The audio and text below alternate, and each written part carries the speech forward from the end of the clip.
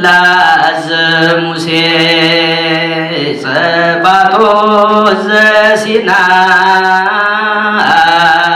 ጽላተ ሙሴ ጸባጦስ ዘሲና ጸናጽል ጸናጽል ጸናጽል ጸናጽል ጸናጽል ለአሮን ካህን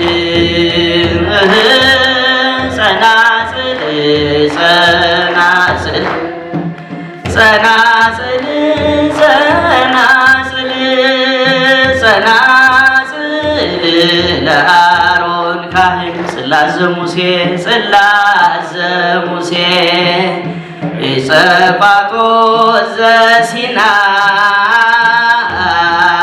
ጽላተ ሙሴ ጸባጦስ ዘሲና ጸናጽል ጸናጽል እስቲ ዝም ልስማችሁ ጸናጽል ጸናጽል ለአሮን ካህን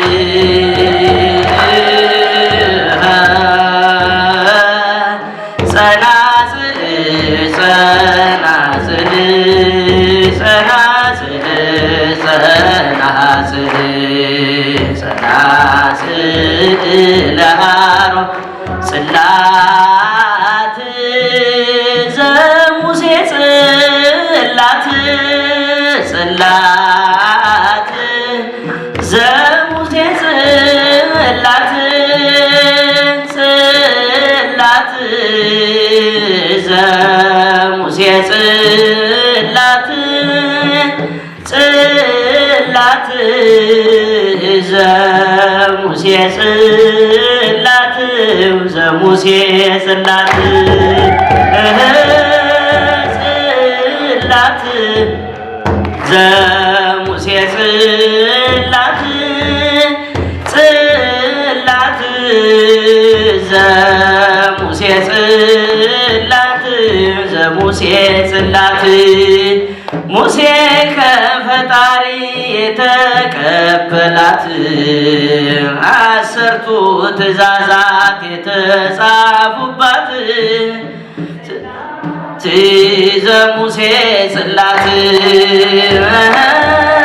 ሙሴ ከፈጣሪ የተቀበላት አሰርቱ ትእዛዛት የተጻፉባት ጽላት ዘሙሴ ጽላት ይእቲ ዕፀ መድኃኒት ይእቲ ዕፀ መድኃኒት ይእቲ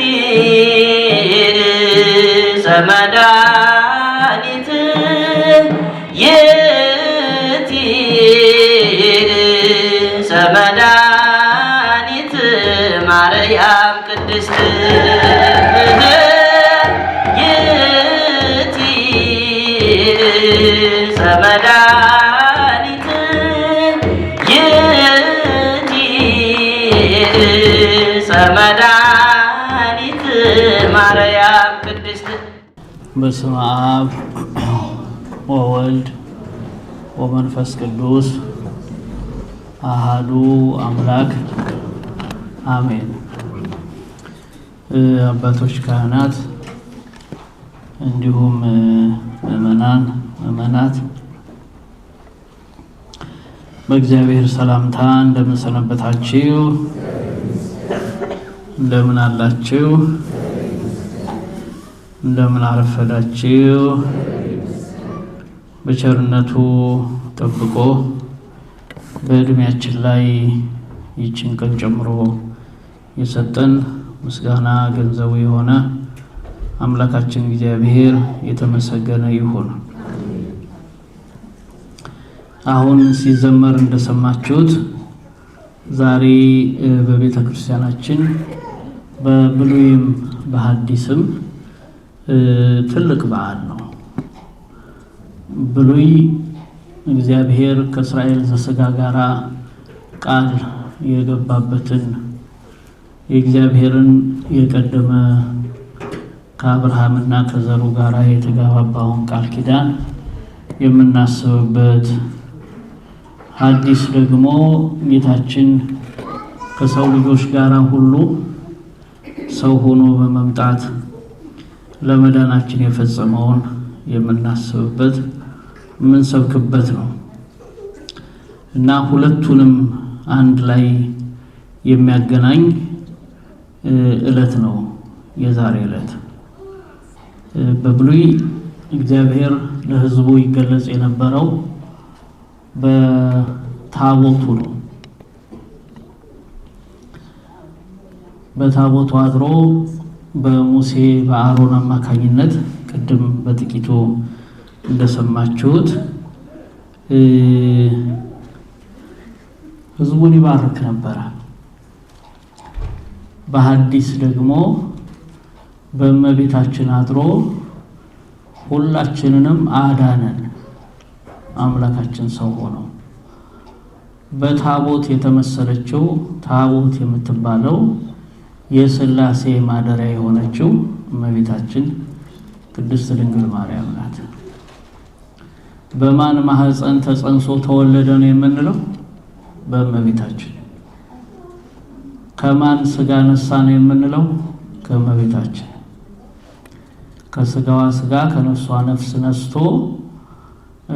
የሚያስጨንቀንን ጠላታችንን አሸንፎልን ድል አድርጎልን እኛን ነፃ አወጣን፣ አዳነን ማለት ነው።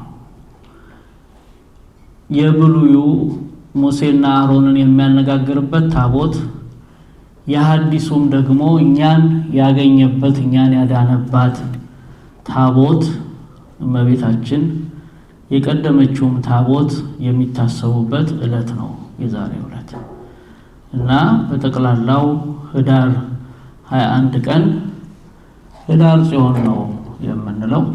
ግን መነሻው የዚህ መጽሐፍ ቅዱስ ነው። መነሻው መጽሐፍ ቅዱስ ነው። ሰዎች ብዙ ጊዜ በኦርቶዶክሳዊ ተዋህዶ ቤተክርስቲያን የምናያቸውን የሚደረጉ ነገሮች ብዙ ኤክስፒሪየንስ ስለማናረገው መጽሐፍ ቅዱስንም የምናጠናበት አንዳንዴ መንገዱ የማይገባ ስለሆነ ከመጽሐፍ ቅዱስ የሚጣላ ይመስላቸዋል። እየቆዩ ሲሄዱ ነው የሚገባቸው፣ እየሰነበቱ ሲሄዱ እና መነሻው ቀኑ ራሱ እንደዚህ ተብሎ የተጠራበት ጽዮን መጠጊያ መሸሸጊያ ማለት ናት። እስራኤል በብሉይ የሚሸሸጉበት እግዚአብሔር ነበረ። የሚጠጉበት የሚደገፉበት እግዚአብሔር ነበረ። እግዚአብሔር በታቦቱ ላይ አድሮ ከጠላቶቻቸው መሸሸጊያ ያደርግላቸው፣ አሸናፊ የሆንላቸው ነበረ። በሐዲስም እንደዚሁ መሸሸጊያ ለክርስቲያኖች ክርስቶስ ነው። ክርስቶስ ደግሞ በደሙ የመሰረታት ቤት አለችው፣ ቤተ ክርስቲያን ትባላለች። የክርስቶስ ቤት ማለት ነው። የክርስቶስ ልጆች ቤት ማለት ነው። መጽሐፍ ቅዱስ እኮ ነው የሚናገረው እንደዚህ ብሎ የሐዋርያት ሥራ ምዕራፍ 20 ቁጥር 28 እግዚአብሔር በደሙ የመሰረታትን የእግዚአብሔርን ቤተ ክርስቲያን ትጠብቁ ዘንድ። ማን በደሙ የመሰረታትን? እግዚአብሔር። ማን ነው እግዚአብሔር የተባለ? ደሙን ያፈሰሰው ከሦስቱ አካላት አንዱ ማን ነው? እሱ እግዚአብሔር ወልድ። በደሙ የመሰረታት ክርስቶስ በደሙ የመሰረታትን በደሙ እና መሸሸጊያ ናት።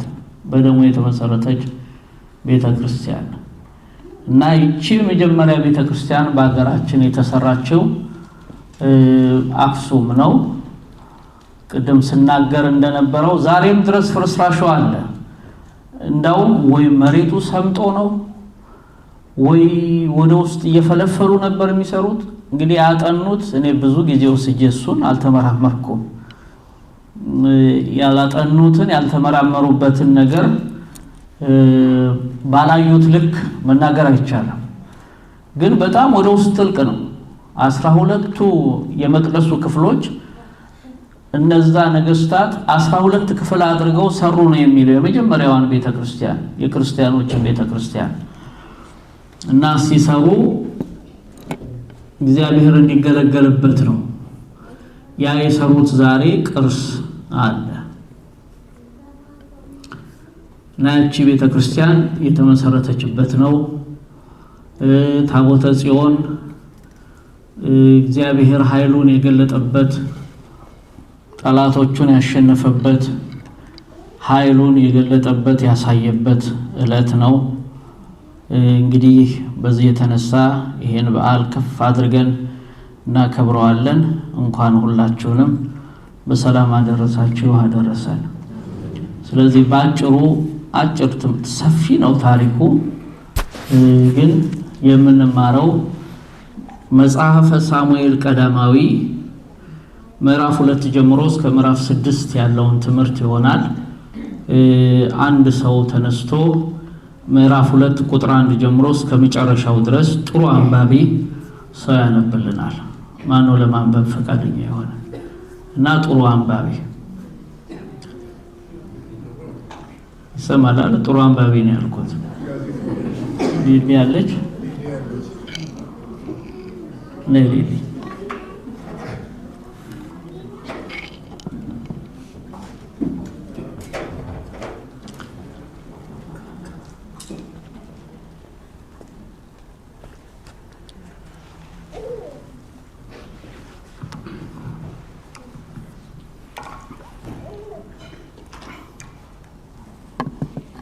ሐናም ስትጸልይ እንዲህ አለች። ልቤ በእግዚአብሔር ጸና፣ ቀንዴ በእግዚአብሔር ከፍ ከፍ አለ። አፌ በጠላቶቼ ላይ ተከፈተ፣ በማዳንህ ደስ ብሎኛል። እንደ እግዚአብሔር ቅዱስ የለምና እንደ አምላካችንም ጻድቅ የለምና ካንተ በቀር ቅዱስ የለም። አትታበዩ፣ በኩራትም አትናገሩ። እግዚአብሔር አዋቂ ነውና እግዚአብሔርም ስራውን የሚመዝን ነውና ከአፋችሁ የኩራት ነገር አይውጣ። የኃያላንን ቀስት ሰብሯል፣ ደካሞችንም በኃይል ታጥቀዋል። ጠግበው የነበሩ እንጀራ አጡ፣ ተርበው የነበሩ ከራብ አርፈዋል። መካኒቱ 7 ወልዳለችና ብዙም የወለደችው ደክማለች።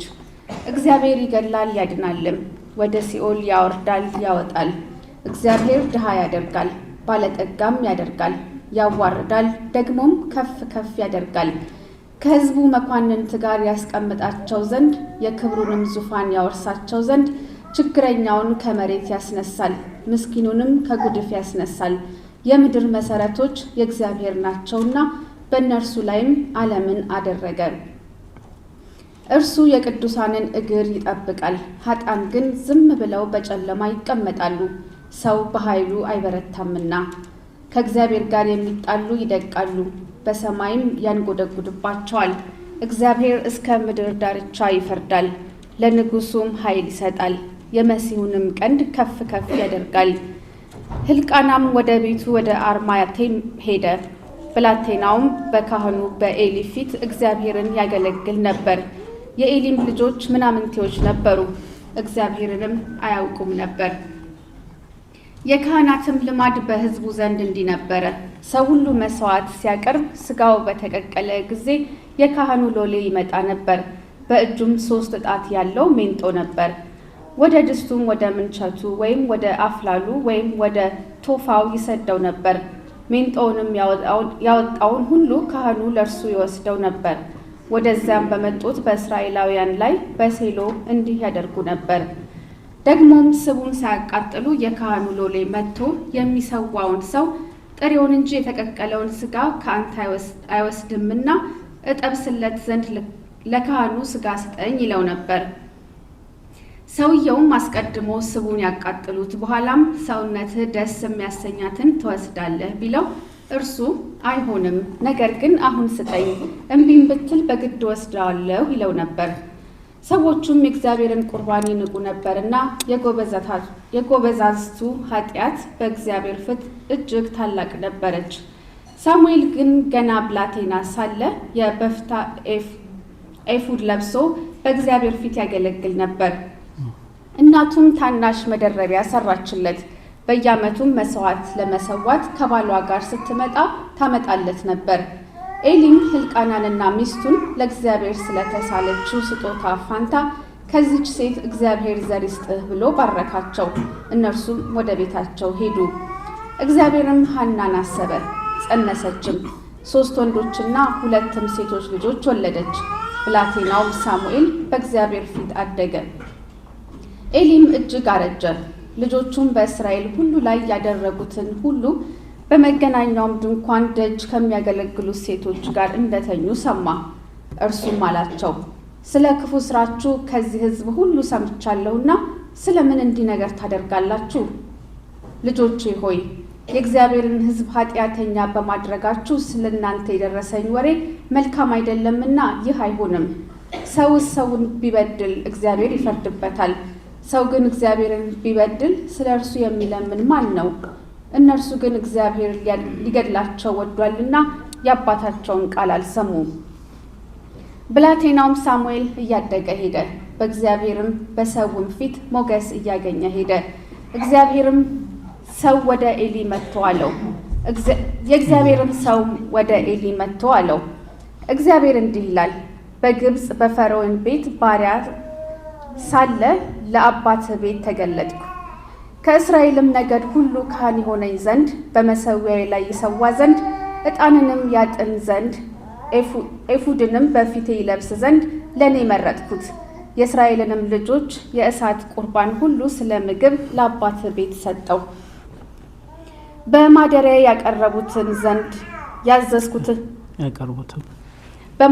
ያቀርቡትን ዘንድ ያዘዝኩትን መሥዋዕቴንና ቁርባኔን ስለምን ረገጣችሁ? እንድትወፍሩም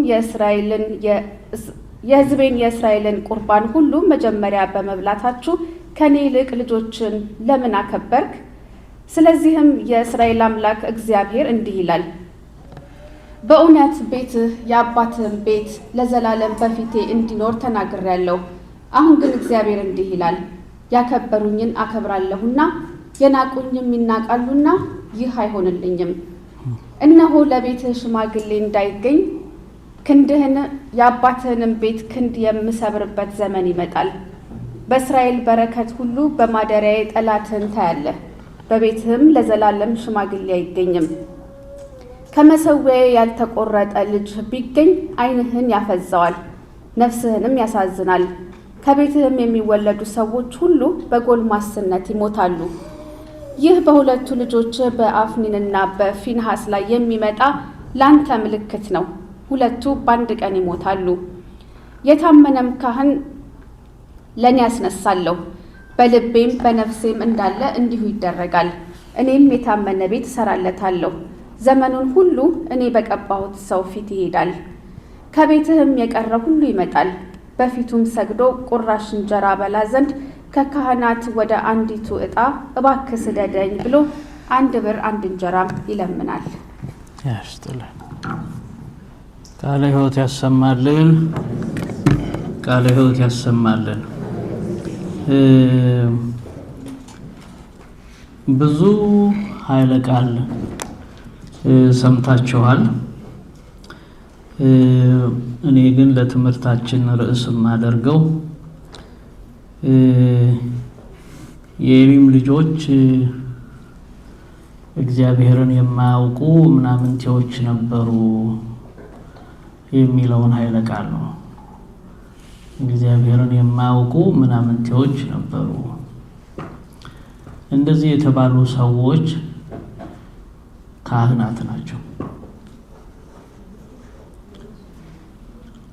አሁን ይሄ ታሪክ የተፈጸመበት ጊዜ እግዚአብሔር እስራኤልን ከግብጽ የባርነት ቀንበር አውጥቶ ወደ ሀገራቸው በሚያስገባ ጊዜ እስራኤላውያን ታቦቱን ይዘው የሚንከራተቱት ድንኳን ውስጥ እያሳረፉ ነው። ድንኳን ታውቃላችሁ። በትክክል ለእግዚአብሔር ታቦት ማደሪያ የሚሆን የሰራው ንጉሥ ዳዊት የወለደው ምኞቱን የፈጸመለት ንጉሥ ሰሎሞን ነው። እስከ ንጉሥ ሰሎሞን ድረስ ዳዊት አይቶ ነው እስከ መቼ ድረስ የእግዚአብሔር ታቦት በመጋረጃ ውስጥ ብቻ ይሆናል? እኔ ከዝግባ በተሰራ በአማረ ቤት ተቀምጫለሁ እና ለእግዚአብሔር ታቦት የሚሆን ማደሪያ እሰራለሁ ብሎ ተመኘ። ታቦቱ መጋረጃ የተባለው ድንኳን ነው። በድንኳን ውስጥ የእግዚአብሔር ታቦት እያለ እስራኤልን በአንድ በኩል ካህን ሆኖ በሌላ በኩል ደግሞ እንደ ንጉስም ሆኖ የሚገዛ የሚመራ የሚያስተዳድራቸው ሰው ነበረ። ይሄ ሰው ኤሊ ይባላል። አሁን በሀገራችን ታሪክ ካህንም ንጉስም የነበሩ ሰዎች ነበሩ። እንደ ላሊበላ ማለት ነው። እንደ ይኩኖ አምላክ ካህናትም ናቸው፣ ነገስታትም ናቸው። ካህንም ንጉስም የነበረው ሰው ኤሊ ይባላል። ኤሊ ህዝቡን እያስተዳደረ ታቦቱን እያገለገለ የኖረው 40 ዓመት ነው። ሸመገለ እና ሲሸመግል የሚተኩ ልጆች ነበሩት፣ 2 ልጆች። የልጆቹ ስም ጥሩ ስም ነው፣ አፍኒን፣ ፊንሃስ። ሁለቱም ከደስታ ጋር የተገናኘ ስም ነው። ደግሞ ስሙ ከደስታ ጋር ብቻ ሳይሆን የደስታ ምንጭ እግዚአብሔር ነው የሚል ነው። መቼስ ስማችንንና ስራችንን እግዚአብሔር ያስማማለን። ጥሩ ስም አላቸው፣ ግን ምንድን ነው የሚለው ቃሉ? እግዚአብሔርን የማያውቁ ምናምንቴዎች ነበሩ። ጥሩ ስም አላቸው፣ የካህን ልጆች ናቸው፣ ካህናት ናቸው፣ ግን እግዚአብሔርን አያውቁ። አያችሁ ያ ጊዜ ምን አይነት ከባድ ጊዜ እንደነበረ። ለራሱ ለአባታቸው ከባድ ጊዜ ነው። ለሚገለገሉ ምእመናን ከባድ ጊዜ ነው። አሁን ብቻ አይምሰለን ከባድ ጊዜ የሰው ልጅ በታሪኩ የገጠመው። በየጊዜው እንደዚህ አይነት አስቸጋሪ እንቅፋቶች ነበሩበት የሰው ልጅ። ካህን ሆኖ እንዴት እግዚአብሔርን ሰው ሳያውቅ ያገለግላል? አሁን በእኛም አገልግሎት እንደዚህ ነው። ይሄ ትክክለኛ የሆነ ትሬኒንግ የለም፣ ዝግጅት የለም፣ ተቆጣጣሪ የለም። በስርዓት አንተ ለዚህ ትሆናለህ ብሎ የሚሰራው ያስፈልጋል በእግዚአብሔር ቤት። እና ዝግጅቱ ስለሌለ አፍ በማለስለስ በማስመሰል አገልግሎት የሚሰጡ ሆኑ የኤሊ ልጆች። 3 ጥፋት ስለሰሩ ነው። ብዙ ጥፋት ሰርተዋል። ከጥፋታቸው ግን ቅድም አሁን ሊሊም ስታነብ ሰምታችኋል። 3 ዋና ዋና ጥፋት ሰሩ። አንደኛውና የመጀመሪያው እግዚአብሔር በቤቱ ያዘዘው ትእዛዝ ነበረ። እግዚአብሔር ያዘዘውን እኛ ካህናቱ የሚጠበቅብን ማስፈጸም ብቻ ነው። አምባሳደር አልተመቸውም፣ ከፍቶታል፣ ሊሊ ትንሽ ፊቷ ጨፍገግ ብሏል ብሎ አይሻሻልም። ይሄ እናንተ እድሜ ልካችሁን ይከፋችኋል እንጂ እግዚአብሔር ደስ ያለው ነው የሚደረገው። ስንስተካከል እኛም ወደ እግዚአብሔር ስንዞር ደስ ስለሚለን ማለት ነው። ምንድን ነው ያዘዘው እግዚአብሔር? መብራት በመቅደሱ ውስጥ እንዲያበሩለት የሚበራበትንም ሰዓት እንደዚህ በዚህ ሰዓት ይሆናል። ከዚህ ሰዓት እስከዚህ ሰዓት። አሁን ይሄ እዚህ የምታዩት አምፖል ያስፈልገው በቂ ብርሃን ስለማይገባ ነው። ቀን ቀን ቤታቸው በደንብ በየአቅጣጫው መስኮት የውጭ ብርሃን የሚገባ ከሆነ የኪችኑን ወይም የሊቪንግ ሩሙን መብራት ታበራላችሁ እንዴ? ይቆጥራል። ትርፉ መቁጠር ነው አይደል? እናጠፋዋለን ማለት ነው። እግዚአብሔር እንደዚህ ብርሃን ነውና ለምን መብራቱ ይቃጠላል እንዳይሉ ቀን ብርሃን ባለም ሰዓት ጭምር ራሱ አብሮ አለና ሰዓት ሰራ። በቃ እግዚአብሔር ካዘዘ ማብራት ብቻ ነው። አሁን ቅዳሴ ሰዓት ላይ ልጆቹ ጧፍ ይዘው ቅዳሴ ሰዓት ላይ እንዞራለን።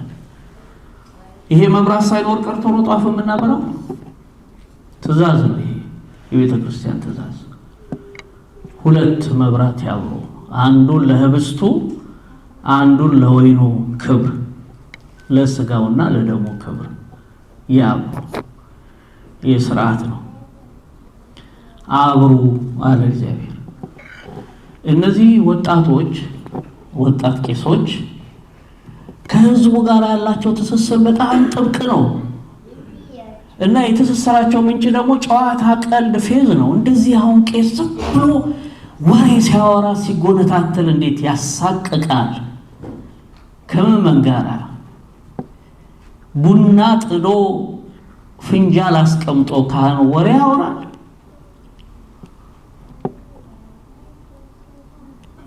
መንገዳቸውን አሳቷቸው። ውሏቸው እዛ መሃል ሆነ እና ወደ ቤተ መቅደሱ ሲመጡ የተበላሸ ሐሳብ ይዘው ነው የሚመጡት። ያው ንግግር ስለሚያውቁ ስልጣን ስላላቸው እድሉ ስለተሰጣቸው ከልካይ የለኝም የሚል ስሜት ተሰማቸውና እግዚአብሔር አብሮ ያለውን መብራት የመጀመሪያው የሰሩት ስህተት አይ ይጥፋ አሉ።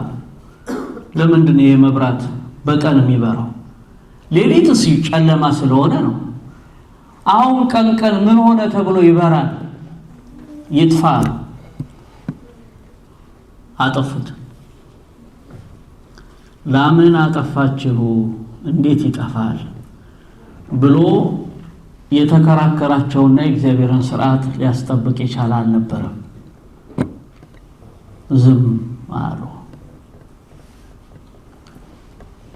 አንድ ይሄን አዩና በዚህ ሲረጋጉ ሲመቻቸው ሁለተኛ ሌላ ጥፋት ጨመሩ። ቅድም ሲነበብ ሰምታችኋል። ወደ እግዚአብሔር ቤት የሚገባው አስራቱ ወደ እግዚአብሔር ቤት አመተን የምንሰጠው ሁሉም ነገር እኛ ልንሰበስበውና ልንወስደው አይደለም። አንዳንድ ሰው አንዳንዴ ገንዘብ ስትሰጡ ተሰጡና እኛ ቄሶቹ በሙሉ የምንወስድባቸው ይመስላችኋል። ከየት የመጣ ይመስላችኋል? ይሄን የሚያረጉ ሰዎች ነበሩ። በመጽሐፍ ቅዱስ ታሪክ የሚሰሩ ነበሩ። ቀዳሚው ከመስዋዕቱ ሲቀርብ የሚቀርብበት ስርዓት አለ። አሁን እዚህ እናቆርባለን። አቆርበን የሚተርፈው ስርዓት አለ ምን ፈጽመበት። እነሱ የመጣውን በሙሉ ለኛ ይሁናል። ጥሩ ምንጣፍ ሲመጣ የእግዚአብሔር ቤት ይመርበት፣ እንደዚህ ይሁን እንደዚህ ይደረግ አይደለም። ምንጣፉን ወደ ቤታቸው እንደማስወሰድ ማለት ነው። እንትኑም ሲመጣ ወደዛ እንደማስወሰድ፣ እንትኑም ሲመጣ እንደማስወሰድ። ከእግዚአብሔር በፊት እኛ አሉ። ከኛ በፊት ክርስቲያኖች ማክበር ያለባቸው ማንን ነው? መውደድ ያለባቸው ማንን ነው? መገዛት ያለባቸው ለማን ነው? መታዘዝ ያለባቸው ለማን ነው? እግዚአብሔርን ከታዘዝን ለሰው መታዘዝ አይከብድም። እግዚአብሔርን ከወደድን እግዚአብሔርን የወደደ ሰው ሁለተኛ የተሰጠው ስርዓት ባልንጀራህን እንደራስ አድርገህ ውደድ የሚል ነው። መጀመሪያ እግዚአብሔርን የሚወድ ሰው እግዚአብሔር ፍቅር ስለሆነ በእግዚአብሔር የተነሳ ሰው ሁሉ ሲወድ ነው የሚገኘው።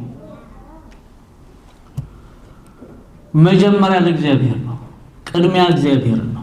እዚህ ቤተክርስቲያን ከመጣችሁ ማረጋገጥ ያለባችሁ ልጆቹን አመጣችሁ እዚህ ድሮፕ አድርጋችሁ ሜጃ ስላጣችሁ መቼ ይሆን የሚያልቀው? 10 ጊዜ ስንት ደቂቃ ቀረው ደርሰናል እያላችሁ አይደለም።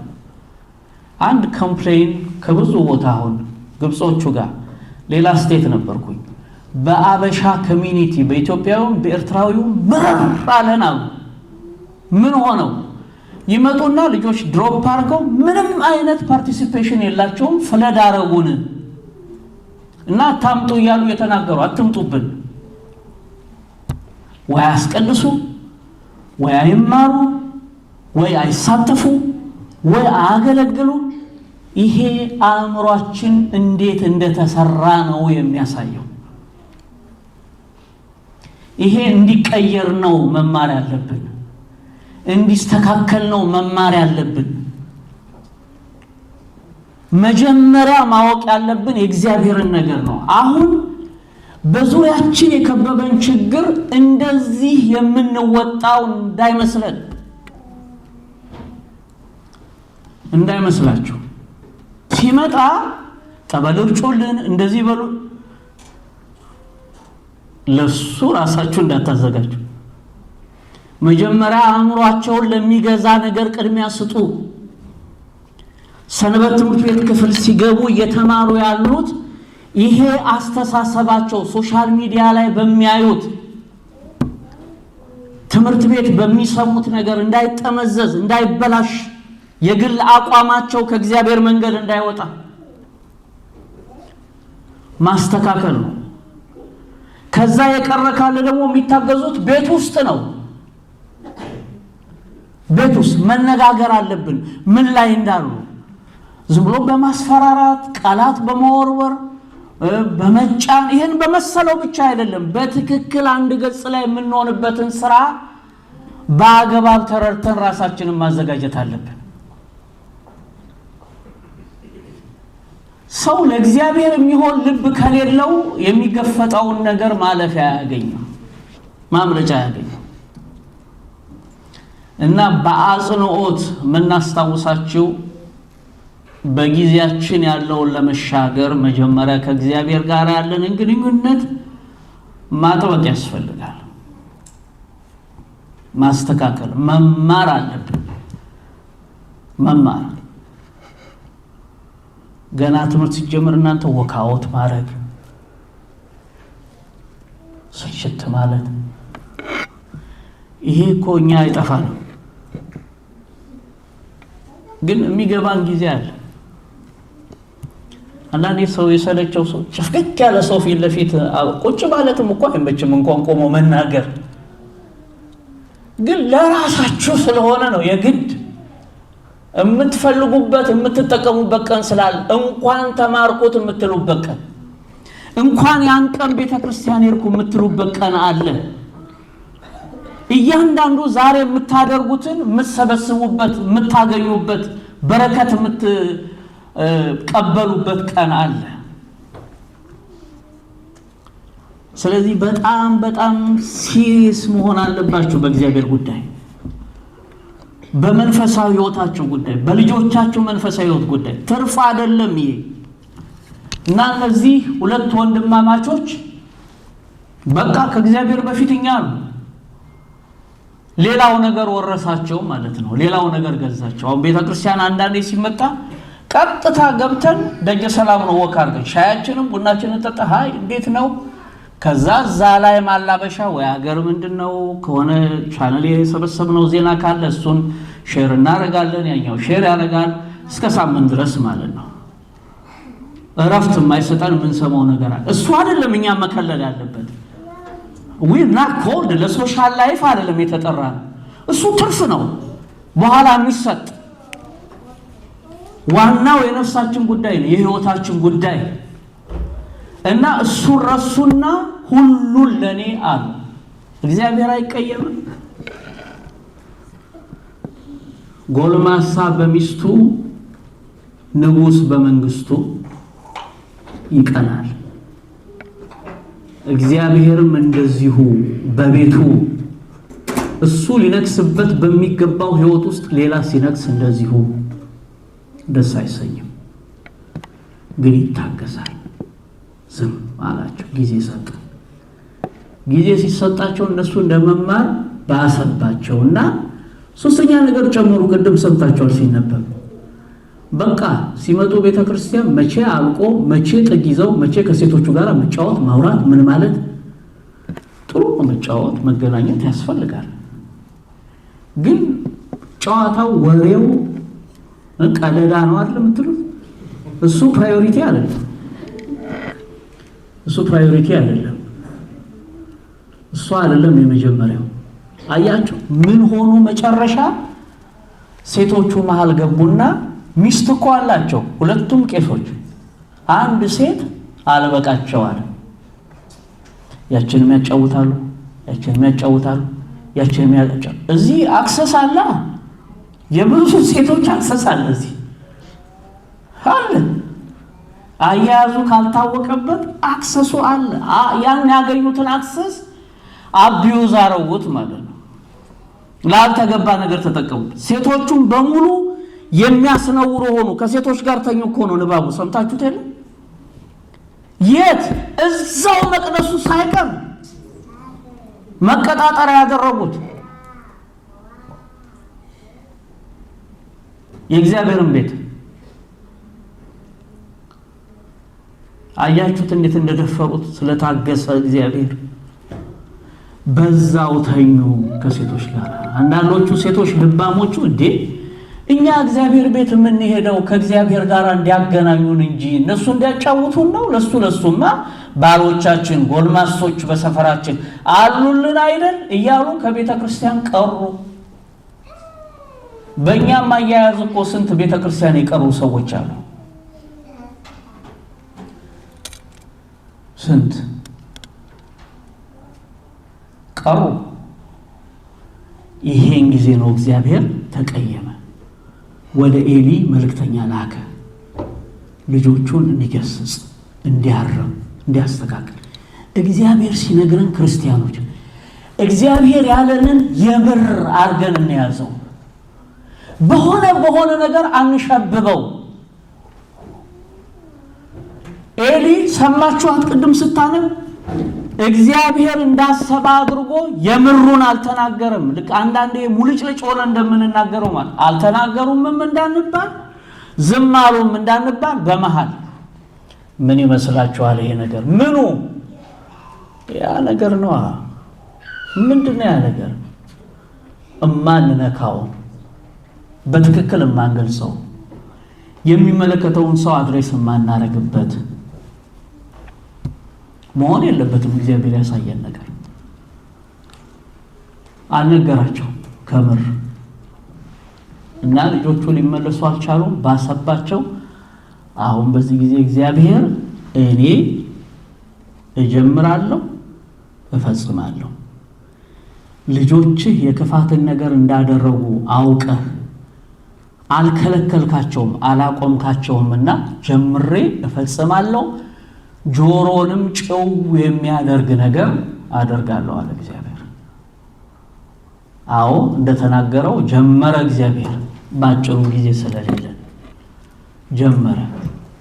ጠላት አመጣ። በሁለቱ ካህናት ጥፋት አብሯቸው በተባበሯቸው ሰዎች ምክንያት ጠላት ተነስቶ ህዝቡ በጠላት ተቀጠቀጠ። ብዙ ሺህ ህዝብ አለቀ። መጽሐፍ ቅዱሱ ይናገራል። አንደኛ ሳሙኤል ከምዕራፍ 2 እስከ ምዕራፍ 6 እንዴ ያሸነፏቸው ድሮ የሚያሸንፏቸው ጠላቶቻቸው ናቸው። ክርስቲያኖች አንዳንድ ጊዜ በሆነ ምክንያት ሰዎች በክፋት ተነስተውብን በክፋት ተሸንፈናል። ለምን ክፉ የሚሰራ ሰው እንደሚያሸንፈን እናውቃለን። እኛ መልካምነት ስለሌለን፣ እግዚአብሔር ስለሌለን። ሰው እግዚአብሔርን ካለው መልካምነት ካለው አይሸነፍም። እግዚአብሔርን ይዞ የተሸነፈ የለም፣ ድል የተደረገ የለም። እግዚአብሔር ሁሉ ጊዜ አሸናፊ ነው፣ ድል አድራጊ ነው። ተሸነፉ።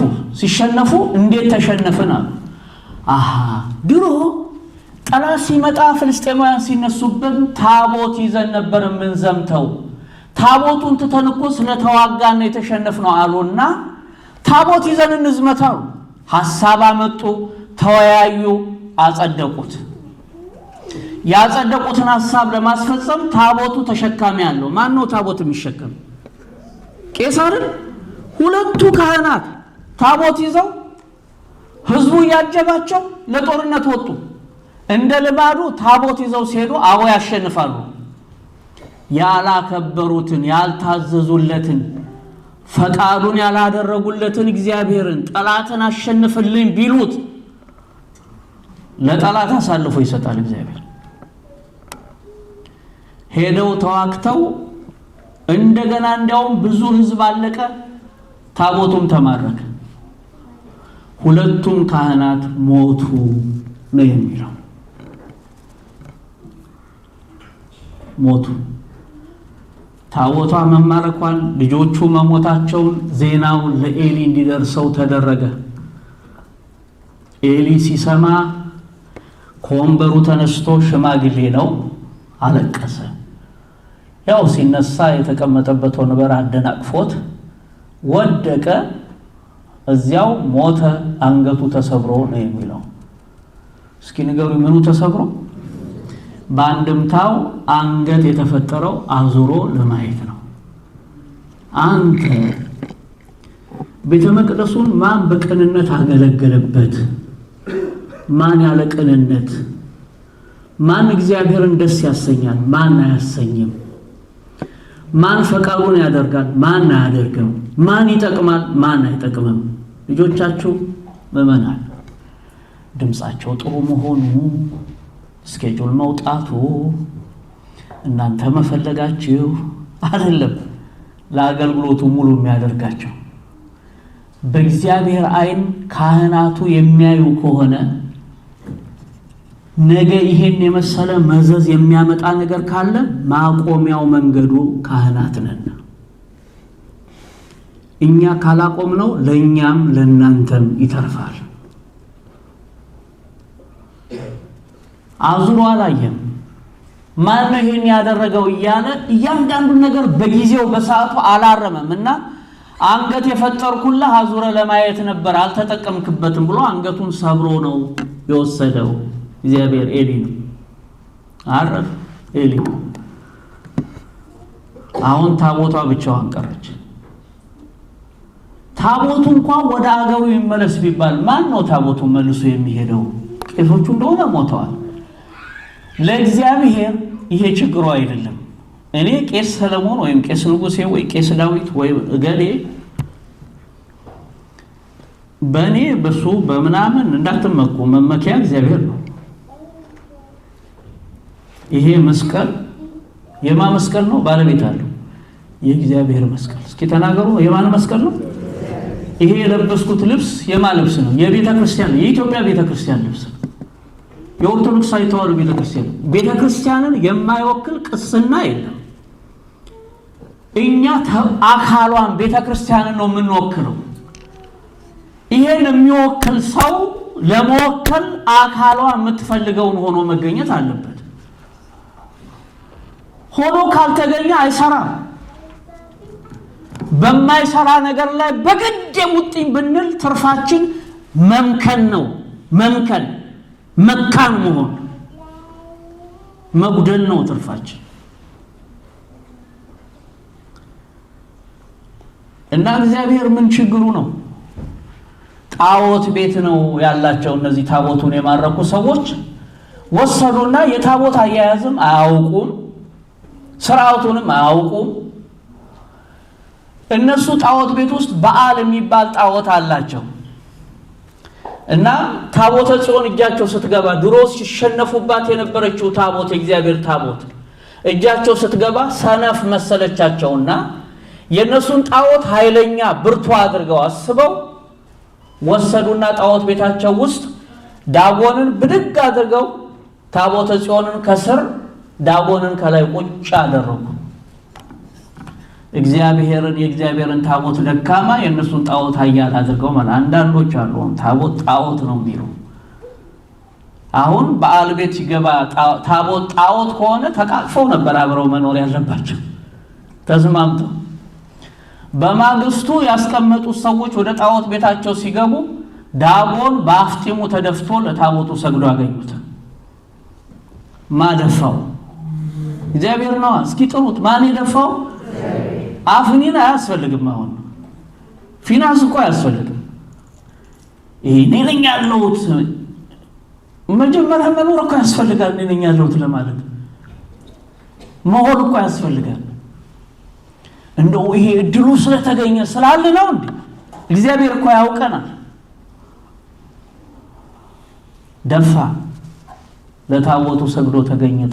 ጣዖቱ አልገባቸውም። በማግስቱ ገብተው አይ ለካ ቀማመጡ አልተመቸውም ነበረ አሉና በሆነ ነገር ደጋግፈው በዚህ ማስተካከለው እንደ ትላንትናው ዳጎንን ከላይ ታቦቷን ከስር አድርገው ሄዱ። ሲመጡ እንደ ትላንትናው ወድቆ አይደለም፣ እጁ ተቆርጦ አካሉ ተቆርጦ ጉምድምድ ብሎ አገኙት። አልገባቸውም። ያንም ጠጋግነው ማስቀመጥ ፈለጉ። መጨረሻ መቅሰፍት አመጣባቸው እግዚአብሔር። እባጭ ማለት ነው። እባጭ ታውቃላችሁ?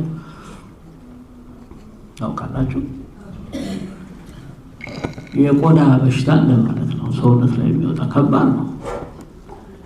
መገል ያወጣል። ቀጥሎ እዥ ማለት ደምና መገል ጭምር ማለት ነው። ከባድ ነው። በሱ አጣደፋቸው እግዚአብሔር በግራና በቀኝ። ይሄ ሁሉ የመጣብን ይሄን ታቦት እዚህ አድርገን ነው አሉና ታቦቱን ወስደው ወደ ሌላ ከተማ፣ እዛም ከተማ ሲወስዱት እንደዚሁ በእባጭ ወደ ሌላ ከተማ ሲያሸሹት ማለት ነው። መጨረሻ ቁጭ አሉና የጣዖቱ ካህናት ተሰበሰቡና ተወያዩ። ምን እናድርግ? ይሄን ታቦት ወደ መጣበት ሀገር እንሸኘው አሉ። ግን ይሄ ሁሉ መዓት እንዴት እንደመጣብን እንድናውቅና እንድንረዳ ታቦቱን 2 ላሞች አዘጋጅተን በሁለቱ ላሞች ላይ ሰረገላ ሰርተን በሰረገላው ዙሪያ ደግሞ የወርቅ ስጦታዎች በባጭ መልክ አድርገን የወርቅ ስጦታዎች በዙሪያው አስቀምጠን ታቦቱን በወርቁ ስጦታ መካከል በሰራነው ሰረገላ ውስጥ በላሞቹ ላይ ጭነን መንገድ አለ፣ በቤት ሳሚስ መንገድ ዝም ብለን እንልቀቃቸው። ላሞቹ ያለ መሪ ቀጥ ብለው ከሄዱ ይሄ መዓትና ቁጣ የመጣብን ከእስራኤል አምላክ ከእግዚአብሔር ነው። አለበለዚያ ግን አይደለም አሉ። እንዳሉት ስጦታ አስቀምጠው ላሞቹን ሸኟቸው። ቀጥ ብለው ላሞቹ ሄዱ። ቀጥ ብለው አንድ ድንጋይ ያለበት ቦታ እስኪደርሱ ድረስ ያቺ አለት ለቅዱስ ጴጥሮስ እንደተባለችው ቤተክርስቲያን ናት። አንተ አለት ነህ፣ በአንተም ላይ ምን እንሰራለሁ ነው ያለው። ቤተክርስቲያን ነው። እዚያች እስኪደርሱ ድረስ ሄዱ። እዛ ሲደርሱ የቤት ሳሚስ ሰዎች ያን ወስደው እንጨቱን ረብርበው መስዋዕት አድርገው ሰውተው ታቦተ እግዚአብሔርን በክብር ተቀበሉ። እግዚአብሔር ጠላቶቼን ማንም ሳያስፈልገኝ ድል አድርጌ በነፃነት ወደ ቤቴ ወደ ሀገር የተመለስኩ አለ። ታቦተ እግዚአብሔር ይሄንን ነው መጽሐፈ ሳሙኤል ምዕራፍ 2 እስከ ምዕራፍ 6 የሚያስታውሰን። ዛሬ ታቦት ድል አደረገ፣ እግዚአብሔር አሸነፈ ስንል ያሸነፈው ክፉ ነገር ነው፣ ድል ያደረገው ክፉ ነገር ነው። እግዚአብሔር ሰውን ይወዳል፣ ሰውን አይጠላም። የሚጠላው ግን ክፉ ስራ ነው። ክፉ ስራ ይጠላል። በማናችንም ቢሆን ሰው ክፉ ስራ ሲሰራ ሰውየውን ሳይሆን መጠላት ያለብን ክፉ ስራውን ነው። ሰው ክፉ ስራውን እንዲተው ደግሞ እኛንን መስራት ያለብን፣ አገልጋዮች መሆን ያለብን እኛንን፣ መልእክተኞች መሆን ያለብን እኛንን። አንዱ ክፉ ስራ ሰው እንዲተው የሚያስፈልገው መታገስ ነው። ሁለተኛው ሰው ክፉ ስራ እየሰራ እንደሆነ መንገር ነው። ሶስተኛ በተለያየ መንገድ አቋማችንን ግልጽ ማድረግ ነው። ምንም እንዳልሆነ ምንም እንደማይሰማን ሆነን መገኘት አይደለም። አቋማችንን ግልጽ ማድረግ አለብን። አሁን የማትወዱትን ምግብ ብሉ ተብላችሁ ብትገደዱ ትበላላችሁ? በኋላ ምን እንደሚያስከትል ስለምናውቅ አናደርገውም። የማትወዱትን መጠጥ ጠጡ ስትባሉ ትጠጣላችሁ? ምን እንደሚያመጣብን ስለምናውቅ እንጠነቀቃለን። ይሄንማ አልጠጣም፣ ለኔ አይስማማም እንላለን። ለመንፈሳዊ ህይወታችን በማይስማማ ነገር ላይ አቋማችን ግልጽ መሆን አለበት። አሁን ዓለም ውስጥ እያንዳንዱ አሁን ልጆቹ ባለባበሳቸው አሁን ልብስ የቆዳ መሸፈኛ ብቻ አይደለም፣ ሰውነት ላይ የሚደረጉ ነገሮች የቆዳ መሸፈኛ ብቻ አይደሉም፣ አይደንቲቲ ናቸው። ይሄ ደግሞ ይሄ የጀንደር ችግር ማንነታቸውን ልጆች ሳያውቁት በቀላሉ ወደዛ መዘዝ ውስጥ እንዲገቡ የሚያደርግ ሰፊ ረጅም ስራ እየተሰራበት ነው። ስለዚህ ልጆቹን እያንዳንዱ ነገር ወዴት እንደሚመራቸው የሚያደርጉት ነገር ምን እንደሆነ እኛ እየተጠበቀ ልጆቻችንን መጠበቅ አለብን። የምንለብሰው መለየት አለብን፣ የምናደርገው መለየት አለብን፣ የምንሆነው መለየት አለ። አንዳንድ ጊዜ ወላጆች ራሳቸው ከልጆች የባሱ ይሆናሉ። የሚያሳዩት እነሱ ናቸው። በቃ የፀጉር አቆራረጥ አለ እኮ፣ የሚለበሱ የልብስ ስታይሎች፣ ሱሪው ከላይ የሚደረገው እዚህ ላይ የሚደረገው እያንዳንዱ ማንነትን መግለጫ ነው። ይሄ ፊልም በጣም እያበረታታው ነው። ልጆቹ የሚወዳጇቸው ሴሌብሪቲዎች በቀላሉ ወደዛ ተጠምዘው እየገቡ ነው። ዘ ዊክድ የሚባል ፊልም አይታችኋል? እኔ እዩ ብዬ አልመክርም፣ ግን እያንዳንዱ ሴሌብሪቲ ልጆቹ የሚወዷቸው ዘፋኞች፣ አክተሮች እንዴት አድርገው ትውልዱን መርዝ ሆነው እንደሚያጠፉ ማሳያ ነው። አንድ አይደለም፣ እንደ ሲሪየስ አሁን ሁለት ዘ ዊክድ ቱ። ይሄን ማስተማሪያ እጃቸው ላይ ያለው ስልክ በደንብ አለው። ጌም ተጫወቱ ብላችሁ የምትሰጧቸው አለው።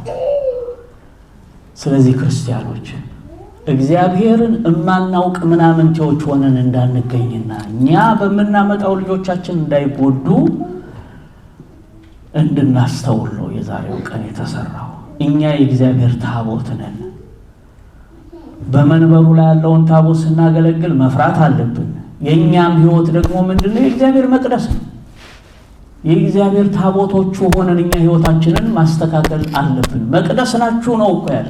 ማንም የእግዚአብሔርን መቅደስ ቢያፈርስ እግዚአብሔር ደግሞ እሱን ያፈርሰዋል። ጠብቁ ህይወታችሁን፣ ተንከባከቡ ህይወታችሁን፣ ቤተሰባዊ ህይወታችሁን ጠብቁ፣ ትዳራችሁን ጠብቁ፣ ልጆቻችሁን ጠብቁ፣ ባልንጀሮቻችሁን ጠብቁ፣ ቤተክርስቲያንን ጠብቁ። በየሚመለከተን ቦታ አንገኝ። የማይመለከተን ነገር አይመለከተኝም፣ የኔ ጉዳይ አይደለም፣ ሁሉን ነገር እንጎርጎር አንበል። እስቲ አሁን ቄሶቹ መጋረጃ ሲዘጉ ምንድነው የሚሰሩት? ምን አገባችሁ? ቆይ እስቲ የሚገርም ምን አገባችሁ? እዛ ውስጥ ተጠይቄ አውቃለሁ። አንድ ቦታ ላይ ምንድነው የምትሰሩት እናንተ? ቆይ ለመሆኑ መጋረጃው ስትሆኑ ወይም መቼ ነው የምትቆሩት እናንተ? መቼ ነው የምታረው? ምን ያስጨነቃችሁ ነው? ለምን አታርፉበትም? በዚህ ጊዜ ይሄን በመታሰቡበት ጊዜ ተኙ። ወደ ምንድነው የሁሉ ምን መጎርጎር? አልተሰጣችሁም እኮ በቃ እናንተ እኔን አይደላችሁም፣ ቄስ አይደላችሁ። እኔም እናንተ ቤት የኔ ቤት ነው እንጂ እናንተ ቤት እኔ ባል አይደለሁም። እኔም ቤት ውስጥ ባል ነኝ እንጂ ሚስት አይደለሁም። እኔ ድርሻችንን ነው ሁሉ ነገር ውስጥ። ለምን ደግሞ አመስጋኝ እንሆን? አመስጋኝ ሲሰጠን እግዚአብሔር ተመስገን። አሁን ይሄ እኮ እግዚአብሔር እየሰራላችሁ ያለው እንዴት ድንቅ እኮ ነው! እንዴት ድንቅ! እንዴት ይታወቅለት እግዚአብሔር ስራው! እንዴት ድንቅ ነው እግዚአብሔር! እንዴት ቸር ነው እግዚአብሔር! ጠላቶቹን አሸንፎ እኮ ታቦቱን ነፃ ያወጣው እንደኛ በስርዓት የሚገለገልበት እንዲገለገልበት ነው እኮ። እኛ ጋር ደረሰ አይደለ ታቦቱ? ያኔ እግዚአብሔር ቢያወጣው። ስለዚህ ይሄን እንወቅለት። እግዚአብሔር ሁላችንንም ይጠብቀን። ጥሩ አድርገሽ ነው ያነበብሽልን። እንዲያውም ተራ ገብታችሁ ሴቶቹ በሙሉ እሷ ብታነብላችሁ በየቀኑ አንዳንድ ምዕራፍ እንዴት ደስ ይላል። እኔ ደስ እያለኝ ነው የሰማሁት። ለሁሉም እኮ እግዚአብሔር ስጦታ አለው አይደለም አለው። እና እንደዚህ ቃሉን እንስማ። የእግዚአብሔር ቸርነት የእመቤታችን አማላጅነት አይለየን። ምእመናን ልጆቻችን እንግዲህ በጊዜው የተነሳ እንድትጨነቁ እንድትበዘበዙ አይደለም። ሰብሰብ ብላችሁ ተረጋግታችሁ ይሄው ልባችሁ እንዲያርፍ ነው እግዚአብሔር የሰጣችሁ። ደግሞ እናንተ የምትደክሙበት የድካም ዋጋ ይከፈልበታል። ማን ነው ዋጋ ከፋይ? ንገሩኝ። ማን ነው ዋጋ ከፋይ? ማን ያበርታን? እስኪ ጠሩት። ማን ያበርታን? እኔ ያነሰብኝ። ማን ያበርታን? ድጋሚ ጥሩት። ማን ያበርታን? የእግዚአብሔር ቸርነት የእመቤታችን የቅድስት ድንግል ማርያም አማላጅነት አይለየን። ስላስተማረን የተመሰገነ ይሁን። እስቲ አንድ የእመቤታችን መዝሙር እንዘምር። ማርያም ማርያም ድንግል ማርያም ማርያም ማርያም ድንግል ማርያም ርርይተ ህሊና ርርይተ ህሊና ርርይተ ህሊና ርርይተ ህሊና ማርያም ተህሊና ርርይተ ህሊና ርርይተ ህሊና ርርይተ ህሊና ማርያም ማርያም ማርያም ድንግል ማርያም ድገባ ማርያም ማርያም ድንግል ማርያም ርርይተ ህሊና ርርይተ ህሊና ርርይተ ህሊና ርርይተ ህሊና ማርያም ርርይተ ህሊና ርርይተ ህሊና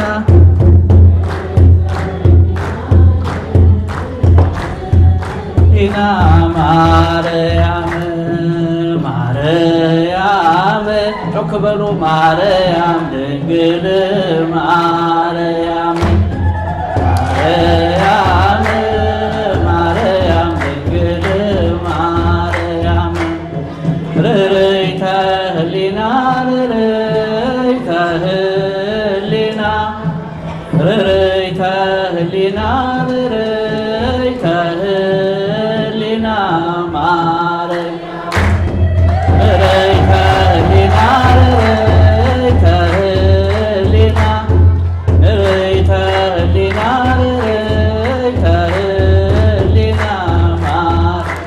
አንድ መጨረሻ ማርያም ማርያም ድንግል ማርያም